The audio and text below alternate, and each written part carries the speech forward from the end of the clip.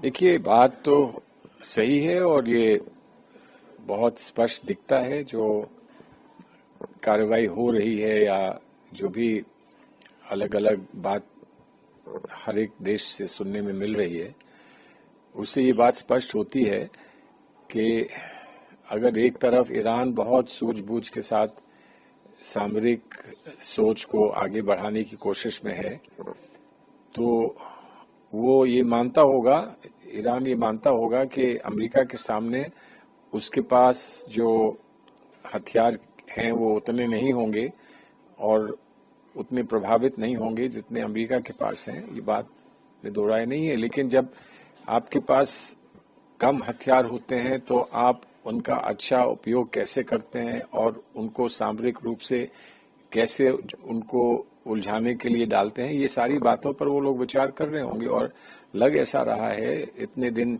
ये युद्ध चला है, इससे एक बात स्पष्ट हो रही है कि जिसको लोग मानते थे कि बराबर का युद्ध नहीं है, वो अब खुलकर दिख रहा है कि बराबर का युद्ध हो गया है। अब उसको और कितना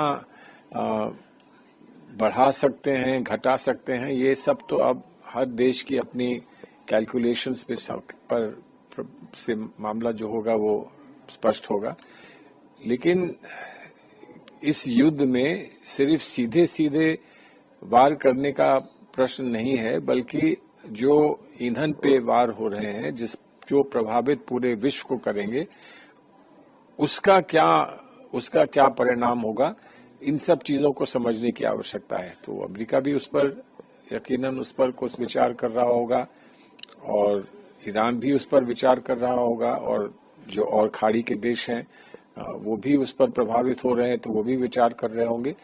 तो अब ये लोग सब क्या क्या समझ पाएंगे और क्या क्या उपाय ढूंढेंगे, ये समय बताएगा। अभी बहुत जल्दी है, कहना बड़ा संभव नहीं है, क्योंकि अमेरिका से कई बातें सुनने को मिलती हैं।